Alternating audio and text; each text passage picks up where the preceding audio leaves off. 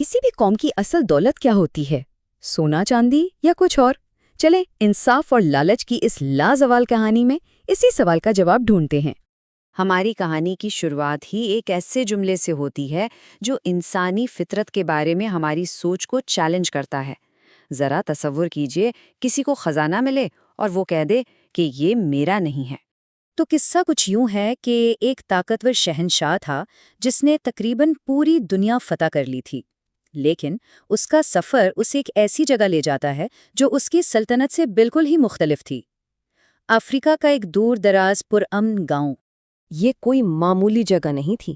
یہاں کے لوگ اتنے پرامن تھے کہ ان کے لیے جنگ، فتح اور شکست جیسے لفظوں کا کوئی مطلب ہی نہیں تھا۔ تو جب ایک عظیم فاتح ان کے دروازے پر آیا تو انہوں نے اسے دشمن نہیں سمجھا، بلکہ ایک معزز مہمان کی طرح خوشامدید کہا۔ شہنشاہ کو گاؤں کے سردار کی ایک سادہ سی جھونپڑی میں لے جایا گیا۔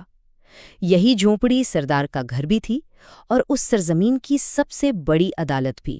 شہنشاہ ابھی وہاں پہنچا ہی تھا کہ اس سے سردار کے انصاف کا طریقہ دیکھنے کا موقع مل گیا۔ ایک مقدمہ پیش ہوا، لیکن یہ کوئی عام جھگڑا نہیں تھا۔ یہ ایک ایسی انوکھی صورتحال تھی جو شہنشاہ کے انصاف کی سمجھ کو ہلا کر رکھنے والی تھی۔ پہلا آدمی جس نے زمین خریدی تھی اور اسے اتفاقاً وہاں سے خزانہ مل گیا، وہ بڑے جوش سے کہہ رہا تھا کہ بھائی یہ خزانہ اس کا حق نہیں ہے۔ دوسری طرف جس نے زمین بیچی تھی وہ خزانہ لینے سے صاف انکار کر رہا تھا۔ اس کا کہنا تھا کہ میرا ضمیر مجھے وہ چیز لینے کی اجازت نہیں دیتا جو اب میری ملکیت نہیں رہی۔ شہنشاہ حیران پریشان سوچ رہا تھا کہ اس عجیب مقدمے کا فیصلہ آخر ہوگا کیسے۔ تبھی سردار نے ایک ایسا حل پیش کیا جو نہ صرف بہت سادہ تھا بلکہ اتنا شاندار تھا کہ اس نے شہنشاہ کو بالکل دنگ کر دیا۔ سردار کا فیصلہ صرف ملکیت کے سوال پر ختم نہیں ہوا، اس کا حل کہیں زیادہ گہرا تھا۔ اس نے خزانے کو دو خاندانوں کو جوڑنے اور اپنے معاشرے کے مستقبل کو مضبوط کرنے کا ایک ذریعہ بنا دیا۔ شہنشاہ کی حیرت دیکھ کر سردار نے بڑے تجسس سے پوچھا، اچھا یہ بتائیں، اگر یہ مقدمہ آپ کی سلطنت میں پیش ہوتا تو آپ کیا فیصلہ سناتے؟ شہنشاہ نے ایک ایسی دنیا کی تصویر کھینچی جہاں لالچ کا راج تھا، جہاں یہ دو دیانتدار شہری ایک دوسرے کے جانی دشمن بن چکے ہوتے۔ تو یہاں ہم دو بالکل الگ دنیایں دیکھتے ہیں، ایک جہاں دولت لوگوں کو جوڑتی ہے اور دوسری جہاں یہ انہیں توڑ دیتی ہے۔ یہ فرق ہمیں انصاف اور معاشرے کے بارے میں دو بالکل مختلف نظریے دکھاتا ہے۔ جب سردار نے سنا کہ شہنشاہ تو ایسے معاملے میں خزانہ ضبط کر کے شاہی خزانے میں جمع کروا دیتا، تو وہ کچھ دیر کے لیے خاموش ہو گیا اور پھر اس نے کچھ بہت ہی عجیب سوال پوچھے۔ سردار کا پہلا سوال بڑا سادہ سا تھا، کیا آپ کے ملک میں سورج چمکتا ہے؟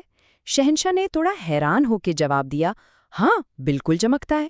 سردار نے اگلا سوال پوچھا، اور کیا وہاں بارش بھی ہوتی ہے؟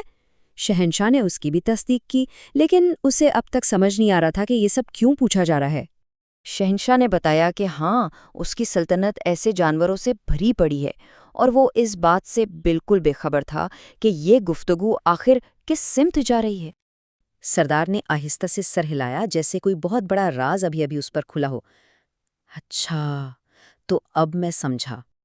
اور پھر اس نے وہ آخری گہرا فیصلہ سنایا کہ شہنشاہ کی ناانصافی سے بھری سرزمین پر اگر سورج چمکتا ہے اور بارش برستی ہے تو یہ وہاں کے لوگوں کی وجہ سے نہیں، بلکہ وہاں رہنے والے بے زبان جانوروں کی خاطر ہے۔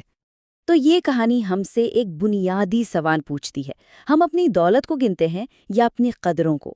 ایک قوم کی حقیقی خوشحالی اس کے خزانوں میں نہیں بلکہ اس کے لوگوں کے کردار میں چھپی ہوتی ہے۔ اس بارے میں ضرور سوچیے گا۔